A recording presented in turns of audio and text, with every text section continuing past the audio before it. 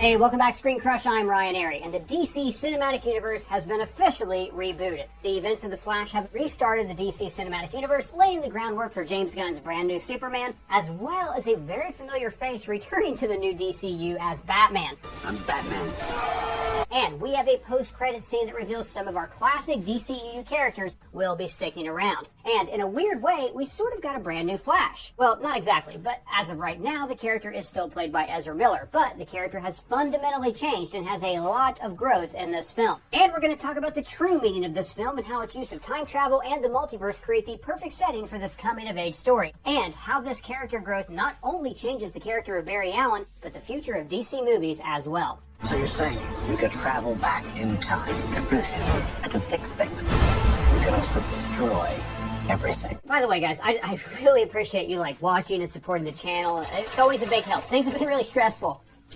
Or stressful around here lately. Kristen, stop stressing and crackers. The noise is very loud in the microphone and it hurts my sensitive little ears. Oh, yeah, I'm sorry, buddy. I'm not even hungry. It's just a compulsive thing. It's really hard to stop. Now, back to what I was saying. So, while The Flash is a multiversal time travel extravaganza with multiple Batmans and an alien invasion, its key focus is more down to earth. Self-discovery, self-sacrifice, inner struggle, self-acceptance, and grief. I was also really impressed with the way this film was able to be a giant spectacle culmination film, yet simultaneously be the Flash origin film that we've never got to see. In The Flash, we got to see Barry grow from an immature, childlike character offering comedic relief. My special skills include Viola, web design, fluent in sign language, gorilla sign language, to becoming a title character in his own right, a character worthy of his own film. And I just want to address something really quick. I've heard some people say that they could have just called this film Batman Flashpoint. And I'm sorry, but no, that could not be further from the truth. This movie is a Flash film through and through. Batman is a supporting character in this film. An important supporting character, but a supporting character nonetheless. And while Ezra Miller is very problematic in the real world, I have to look beyond that to give this movie an honest analysis. And the truth is that the two characters who carry this film are Barry Allen and Barry Allen.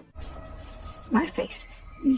So my face. The death of Barry's mother set Barry down the path to becoming the Flash. Had Barry's mother never died, his father would have been arrested for her murder. Sidebar, Barry's dad didn't kill his mother, but we'll talk about who did in a later video. Something is afoot with this whole affair.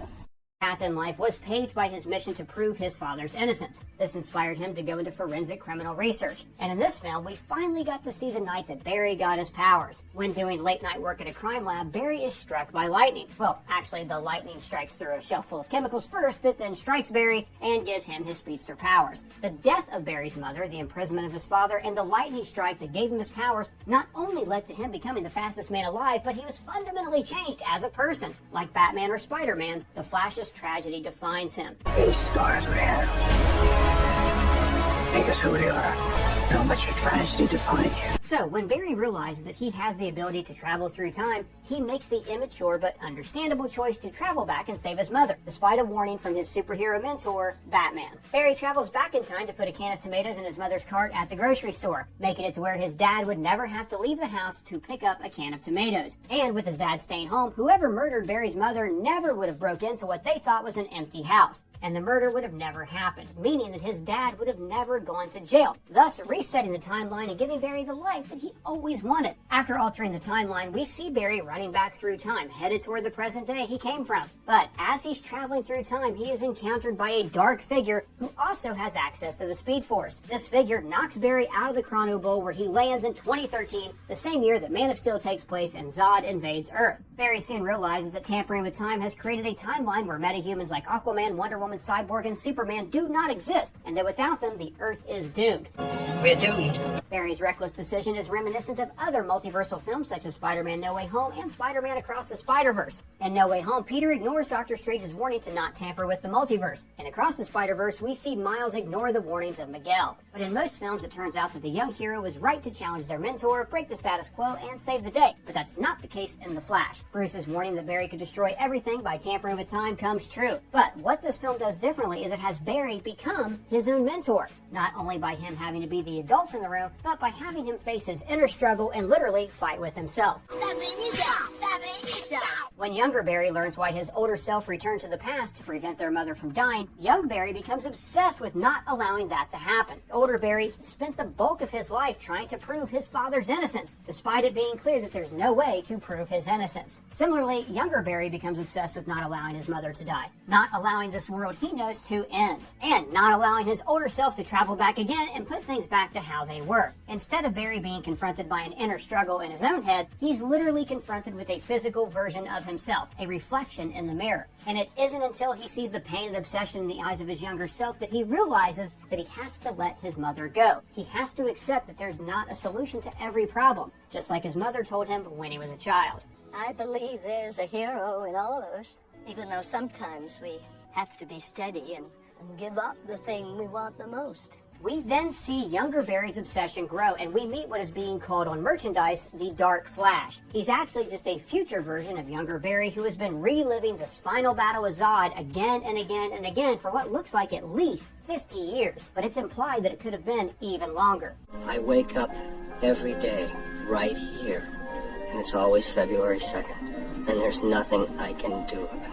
And while the third act and the villain aren't the strongest parts of the film, I thought it was brilliant that Barry plays every key role in this story. Zod is not the main villain. Barry is. Batman isn't the mentor. Barry is. It's one of the most unique examples of inner conflict I've ever seen depicted on film, and I am here for it. Seeing these other universes begin to collide showed younger Barry that he was wrong and acting selfishly. And speaking of the multiverse collapsing, that scene was awesome! We saw Jay Garrick's Flash. Jay Garrick is the OG Flash from the comics who debuted back in the 1940s. We see Christopher Reeve Superman, Helen Slater Supergirl, and Adam West Batman. And of course, there was my favorite, Nicolas Cage's Superman. And we actually have a video coming out breaking down that movie that never was, Superman Lives. And in our Easter egg video for The Flash coming out tomorrow, we'll be breaking down this multiverse scene even more, so be sure to keep it here to Screen Crush for that. And this scene wasn't merely fan service. This scene plays an immense role in the overall story of The Flash and the theme of the film. This cataclysmic event does not change the mind of Dark Flash, but it does change the mind of younger Barry. And when Dark Flash goes to stab the main Barry with his Kryptonian metal spear, younger Barry jumps in the way and saves him. Young Barry dying then results in Dark Flash dusting away, just like in the very underrated film, Looper.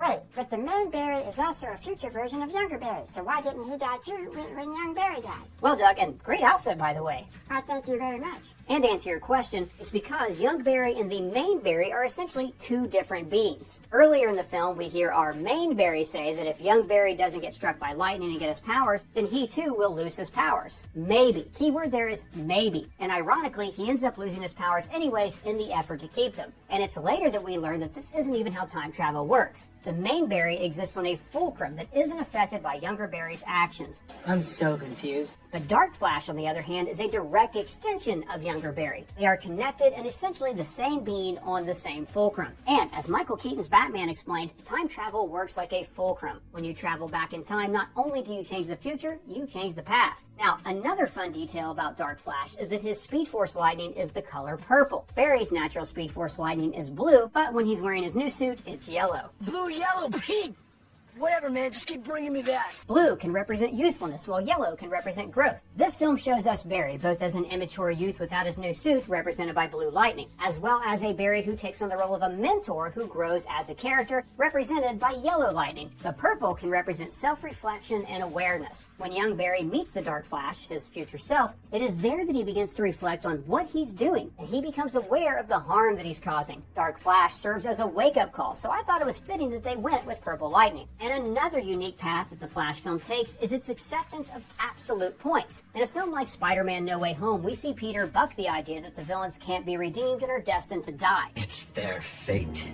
Come on, Strange, have a heart. And across the Spider-Verse, Miles refuses to accept that his father as a police captain must die. Everyone keeps telling me how my story is supposed to go. Nah, I'm gonna do my own thing. The Flash, on the other hand, shows our hero accept that tragedy is part of his story and is necessary in order for the multiverse and trillions upon trillions of people within it to survive. Flash sacrifices his own mother in order to keep the multiverse from collapsing. A Scarlet Lantern. Make us who we are. We're not meant to go back and fix them. There is one little thing that caused a pretty massive change to happen, and that is the return of George Clooney's Batman. Welcome back. We missed you. At the start of the film, we see that Bruce Wayne has enhanced some security footage of Barry's dad in the store getting the can of tomatoes. Security footage that would corroborate he and Barry's alibi to prove his innocence. But the problem is, he's wearing a ball cap and he never looks up, so we don't see his face. When Barry returns to the past and removes the can of tomatoes from his mom's cart, he sits it on a higher shelf. So when his dad comes to pick them up, he'll look up and his face will be seen by the security camera, thus proving his innocence. Person, hold on. You just did a horse spiel about how Barry learned that he can't alter the past because it's too dangerous. Why did he think saving his dad wouldn't cause any trouble? That's a great question, buddy, but the answer is that it really wouldn't change much. Barry moving the can of tomatoes to where his dad shows his face didn't prevent his dad from ever going to jail. The security camera footage was corrupted, and without Bruce's enhancement, it couldn't prove his innocence. Magnify that death spear.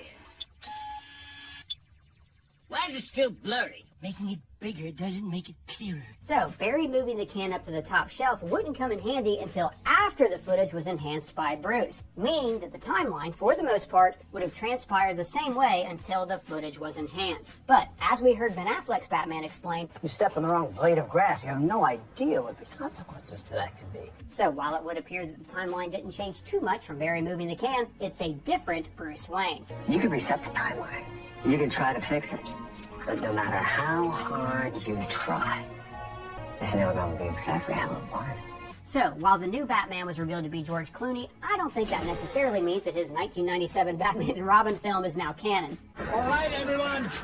Chill. Please, don't be canon. I think we can assume that this version of Clooney's Batman had a relatively similar journey as Ben Affleck's Batman, given that the universe likely played out in a similar fashion. That being said, I do think that Clooney's Batman could be a lighter take on the character. Some people are speculating that this could just be a gag, and that Clooney isn't actually the new Batman. That's the Batman of the DCU in the upcoming Brave and the Bold film. With Ezra Miller likely not returning as Flash, some people have speculated that they didn't want to introduce the brand new Batman alongside Ezra Miller. Actually, our own Colton Ogburn saw an early cut of the Flash at CinemaCon, and I'm going to let him describe the ending that he saw a couple months ago. Yeah, so the cut I saw ended with just Bruce stepping out of the car, and all we see is his feet. And then we cut back to Barry, and Barry says, "Who the f*** is that?" And the movie ends. And I really liked that ending. It implies that we got a new Batman, but without revealing who that new actor is. But I did know it was possible that come the final cut of the film, we may very well meet the new Batman, and perhaps they just didn't want to spoil who that would be. But I want to mention that there are set photos of that scene showing that Michael Keaton actually filmed this scene in front of the courthouse steps. So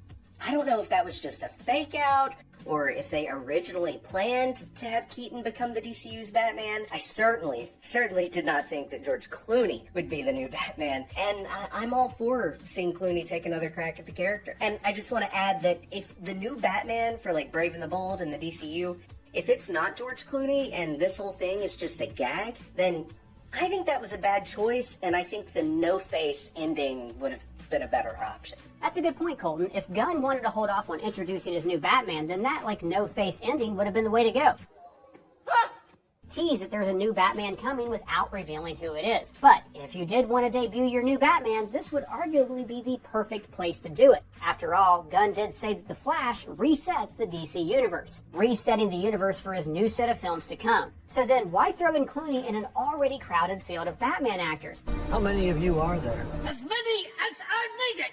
They're trying to phase out Affleck. The Flash film had Keaton. Pattinson's doing his own thing. And they're trying to introduce a new Batman for the DCU. So why muddy that up with a gag? That's why I think this very well could be confirmation that George Clooney is the DCU's Batman. And while at first that may seem like a really odd choice, I don't hate it. He is a great actor. He's a huge name that carries a ton of credibility. And of course, he's played the character before, so there's a lot of familiarity. I think this could really be a great choice and provide a much needed stark difference between the DCU's Batman and Robert Pattinson.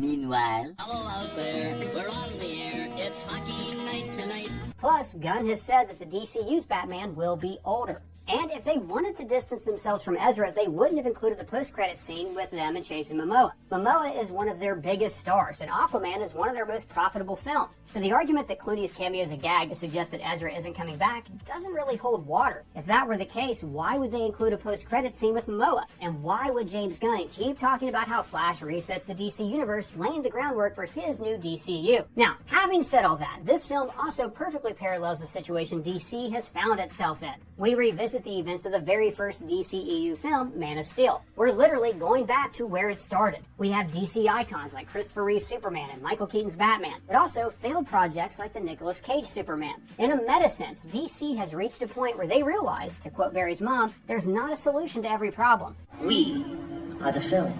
This is totally meta. I'm not going to turn this into an editorial on the DCEU, but it's no secret that it's had a pretty rough road. And with the hiring of James Gunn and the confirmed reboot of the on-screen DC universe, we're seeing DC have an identical realization as Barry Allen, accepting that what was is what was. It's the past. You can't change it, but you can still move forward while honoring what has come before. So let me know, what did you think of The Flash? How does it stack up against other multiversal films, and does it make you excited for the future of the DCU? And just a reminder, everyone, to change your bad habits today, head to tryfum.com and use the code SCREENCRUSH to save an additional 10% off your order today. We've got an Easter egg video coming out so soon and lots of other Flash coverage in the pipeline, so be sure to subscribe and click that bell so you don't miss a thing. For Screen Crush, I'm